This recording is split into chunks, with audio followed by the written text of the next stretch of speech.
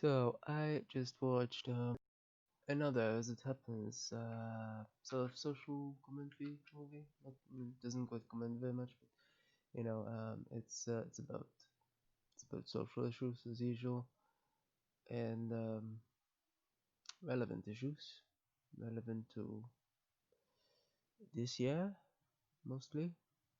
Although it was made 3 years ago now. Well, technically it was filmed 4 years ago, I suppose. Movies are always filmed a year before, so and it's one of those things that are a bit baffling. I mean, social sort of movies never tend to be, you know, the the frivolous kind, the trivial, the happy kind either. 'Cause of course, real life is never that. Um, I mean, you could still have, fictional issues. I mean, fictional movies. And this is fictional, but in the background there's reality. Or you could have entirely fictional movies. But so yeah, I watched this movie called Kings, which I think is due to the surname, which only had one, as in which was only plural, singular. I don't know why plural then, but yeah. Um, so it's one of those things. So I personally thought, I mean, these sort of movies are always pretty gloomy, but this one actually had a heart that retained a sense of hope. It looks like it's entirely fictional, but still had, as a movie itself, in reality, that there isn't such a relationship. Probably, who knows? But in the movie itself, it had a heart. That's all one can say. So what's baffling is that people seem to not like it specifically somehow. Um, when they like others that are, well, either more grim and not necessarily. It's not that whether movies are grim or not. I guess that's not necessarily what people obviously judge a movie based on entirely. It's one of those things, but inevitably, though, when it's grim, I end up not quite obviously, feeling so delighted with it. I mean, it reflects reality, one cannot deny it. But, it's like watching a documentary, one cannot be delighted with a documentary unless it's about, astronomy or something. They'd be absolutely delightful documentaries. But, if it's a documentary about social issues, in all likelihood, it's not. When the social issues are involved, it's not. But this one had a heart of hope in it.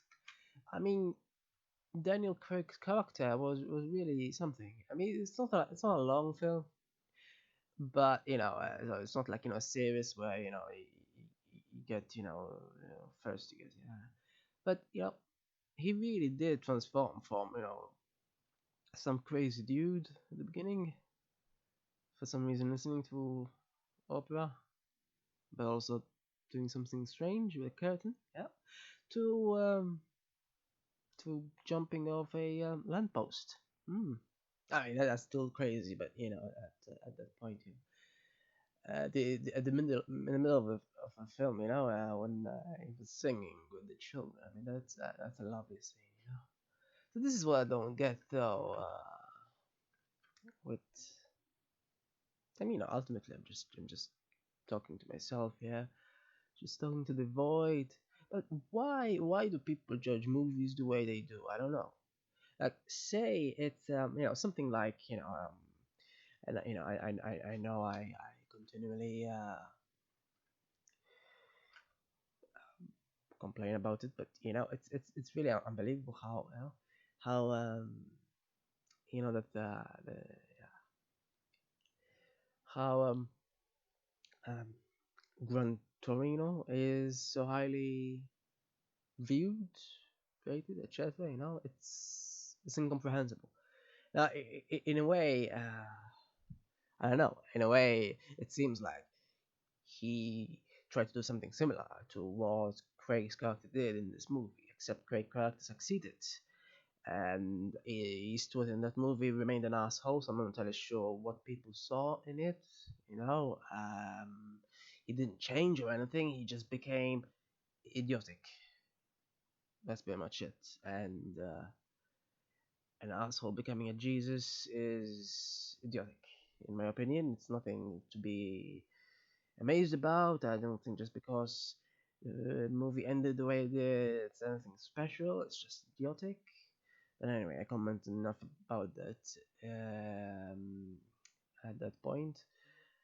This, on the other hand, Quake's character really does. I mean, doesn't go on for very long. It isn't crazy for very long, but for the short amount of period that he is crazy. I mean, there are a few possibilities that could happen in such a situation. Yeah, he'll either become crazier and resort to violence himself, or not. And what do you know? He didn't, and somehow they end up together, very in a very awkward situation at the end, but they did. So it's based on really grim events. There's a really grim background, like sure enough, Gran Torino. But there's no redemption in Gran Torino, even though there supposedly is. But no, he was an asshole, remains an asshole. There's no redemption really, and people see whatever they want to see, I guess, and rate it based on their own fantasies, I suppose. That's what it's what about. It was about really, apparently. But yeah, there are grim backgrounds, kind of like Green Book as well. It's there's a grim background, but yeah, indeed, Green Book does something similar. It has a heart of music in that sense, and the friendship is sound much more genuine than Gran Torino ever. Gran Torino is such a stupid movie, I swear. But never mind. I don't think I should really even bother mentioning it anymore. I'm just saying, in comparison to everything else, literally so far, I haven't seen a worse top 250 movie. I have no idea why it's on the top 250. Whereas this, this is quite modestly rated. Um, but then again, it's sort of obscure as well, just a couple of thousand of voters, so who knows? But critics disliked it as well. I mean, what is wrong with people? Critics didn't dislike Green Book or raters either, so I guess that there's that. Green Book wasn't really too bad. But in my opinion, they're quite kind of similar, aren't they? Green Book did with music what this movie here did with romance. I mean, they didn't last long. Green Book is also longer, I think, but they're both similar. So they present a soothing heart to a grim background, which I think is useful sometimes. When a movie is just entirely grim, it's just feels so hopeless. There's so many movies like that, and somehow they seem to be better viewed. I'm not saying that people should necessarily either highly or lowly vote grim movies, entirely grim movies. That is, obviously, as I said, movies should be judged based on many factors, so it's not just about grimness at all. I can understand that, but some movies I don't get what people see in them. And on the other hand, on the flip side, with like with this movie, people seem to not see what is good about it. I mean, there are good things, so somehow people don't see it. I mean, I'm not saying it's a masterpiece, it's the best movie ever or anything, but there is still a soothing heart. I think it's what there is. I mean, it's very bloody, but there's still something that's soothing, something redemptive, truly redemptive.